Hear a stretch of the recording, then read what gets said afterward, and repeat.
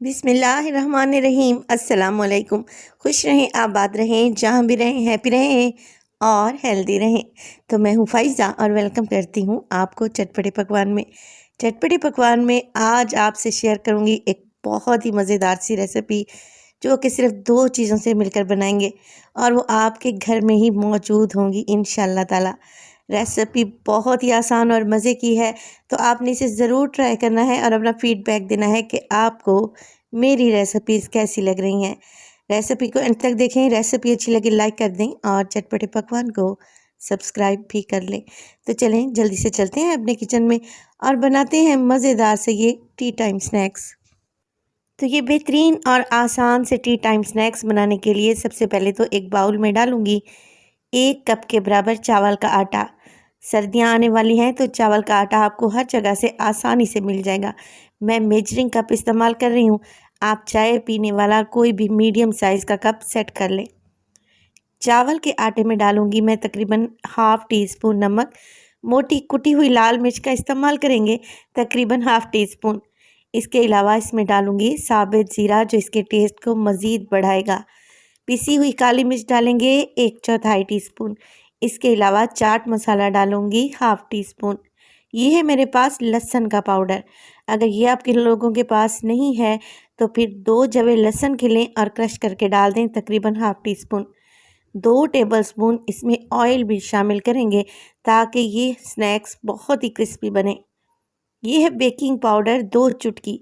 Baking soda या मीठा soda नहीं है, ये बेकिंग पाउडर है जो केक फुलाने में काम आता है, तो 2 चुटकी ये शामिल कर दें।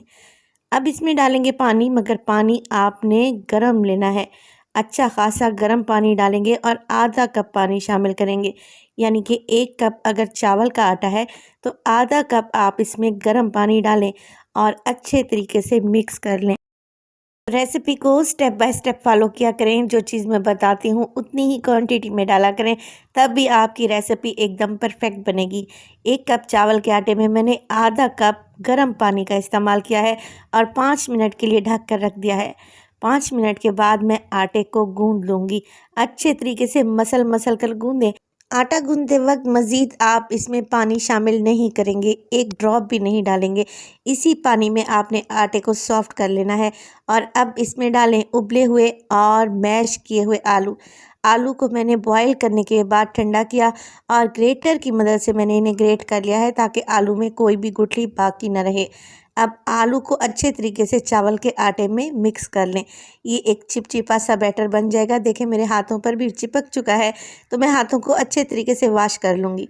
और अब यहाँ पर लिया है मैंने 1 टेबलस्पून की मदद से हम ये मिक्स उठाएंगे ताकि हमारे जो स्नैक्स हैं वो इक्वल साइज़ के बने, बड़े छोटे ना बने। हाथों को ऑयल की मदद से ग्रीस करें। चलें जी, मज़ेदार से स्नैक्स बनाना स्टार्ट करते हैं। तो यहाँ पर मैंने तकरीबन 1 टेबलस्पून मिक्स को हाथों की मदद से गोल कर लिया है, राउंड कर लिया है। अब देखें इसकी शेप देना शुरू करूँगी और इस तरीके से इसको स्क्वायर पीस में ले आएंगे। देखें माशाल्लाह से कितना खूबसूरत सा लग रहा है। अब हम लेंगे एक स्पैचुला और स्पैचुला की मदद से हमने इस पर लाइनिंग क्रिएट कर लेनी है।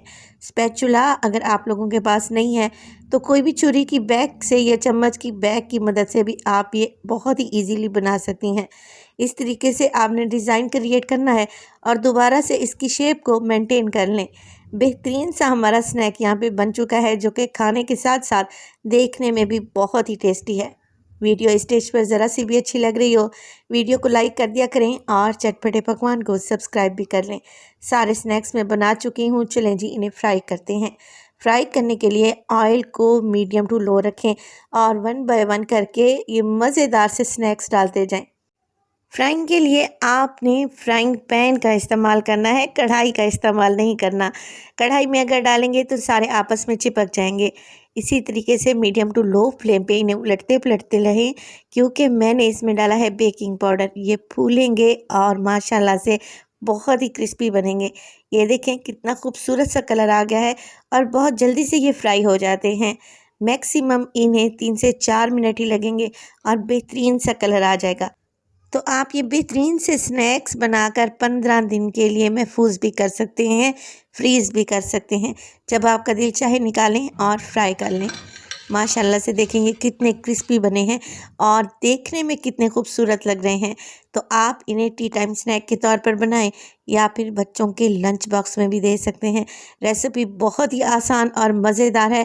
बस आपने रेसिपी को स्टेप बाय स्टेप फॉलो ज़रूर करना है। तो अपना फीडबैक दीजिएगा कि आपको रेसिपी कैसी लगी। यहाँ पर मैं सर्व कर चुकी हूँ इन्हें केचप के साथ और मैं इन्हें इंजॉय करने लगी हूँ। आप भी ज़रूर ट्राई करें और मज़ेदार से स्नैक्स खाकर आपको मज़ा आ जाएगा। रेसिपी ज़रूर आपने ट्राई करनी है और अपने फैमिली और फ्रेंड्स में भी लाजमी शेयर करनी है। अपना बहुत सारा ख्याल रखिएगा। फ़ाइज़ा को दीजिए इजाज़त। टिल देन अल्लाह निगहबान।